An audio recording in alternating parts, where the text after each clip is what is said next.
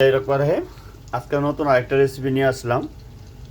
এটা আমি পাতলা খিচুড়ি করে আনবো। তার মধ্যে পেঁয়াজ, কাঁচামরিচ, রসুন দিয়েছি এবং কি মুসুরি ডাল, মুগ ডাল এবং পোলাও চাল দেওয়া হয়েছে। এটা ভিতরে দেবো মুরগি আর তার সাথে আলু। তো আমি অলরেডি মুরগি আর আলু একসাথে আলাদা করে তেল দিয়ে ভেজে নিতেছি। তাহলে কি মানে মুরগিটা ভাজা হলে দেখতে খেতেও স্বাদ হবে। আলুটা হালকা হালকা ভাজা দিতেছি, দেখেন একটু কড়া কড়া ভাজা দিব, যাতে এটাও অলরেডি চুলা জ্বালানো। এটা যে কারণ পোলাও চাল অনেক তাড়াতাড়ি হয়, তার জন্য আমি আলাদাভাবে আলুটা আর মুরগিটা ভেজে নিতেছি, যাতে এটা মোটামুটি হয়ে গেলে দেখা যায় এই তেল এখনও তেল দিইনি, এটার ভিতরে এখনও তেল দিইনি। এটা যখন মোটামুটি হয়ে যাবে এইগুলো সব এটার ভিতরে দিয়ে দিব। দেখা যাবে খেতেও সুস্বাদু হবে। দেখেন ময় মশলা সব কিছু দেওয়া হয়েছে, পোলাও চাল, মুসুরি ডাল আর হলো মুগ ডাল, ঠিক আছে, আর পেঁয়াজ দেওয়া হয়েছে। শুধু এইখানে এই 3-4 পদ রকম দেওয়া হয়েছে, বাকি 2 পদ এইখানে রয়ে গেছে।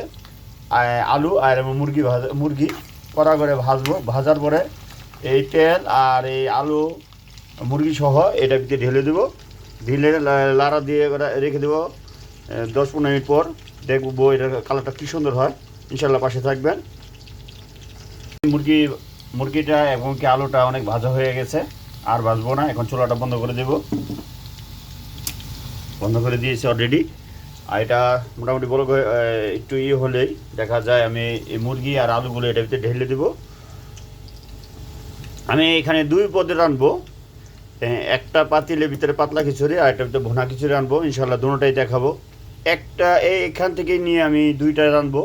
ইনশাল্লাহ পাশে থাকবেন।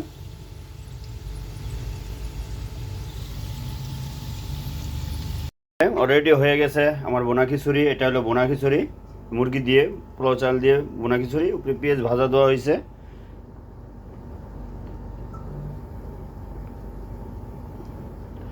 আর এটা হলো পাতলা খিচুড়ি, এটার ভিতরে দেওয়া হয়েছে টমেটো, মুরগি আর হলো একটু তেঁতুল, মানে টক জাতীয় একটু 2-3 চাক তেঁতুল দেওয়া হয়েছে। অলরেডি হয়ে গেছে। একটু পানি শুকাবো, পাতলা খিচুড়ি বানাবো, তার জন্য একটু বেশি করে করা হয়েছে। দেখেন অলরেডি টমেটো দেওয়া হয়ে গেছে। আলহামদুলিল্লাহ হয়ে গেছে দুটোটা। বলতে পারবে, অনেকজনেই বলবে যে মানে এত খিচুড়ি কে খাবে। এই কিছুগুলো আমার এক প্রবাসী বন্ধু এই কাতারে, সে 1 সপ্তাহ ধরে স্টক করছে, তাতে সে রাঁধতে পারে না। তাকে আমি যতটুকু পারি রান্নাবান্না করে আমি হেল্প করে খাওয়াই, কারণ সে আমার যখন সুস্থ ছিল অনেক হেল্প করছে। যারা বিপদের সময় কাছে আসে তাদেরকে আমারও দেখা উচিত। তাই আজকে এখন রানবো খিচুড়ি, পাতলা খিচুড়ি এবং বোনা খিচুড়ি। দুটোটার থেকেই বেশ কিছু অর্ধেক করে দিয়ে দেবো, যাতে সকালেও খেতে পারে, দিনও দুপুরবেলাও খেতে পারে। তার জন্য একটু বেশি বেশি রান্না হয়েছে এবং নিজেও খাবো। তা ভিডিওটা যদি ভালো লাগে ইনশাআল্লাহ লাইক এন্ড কমেন্ট করবেন।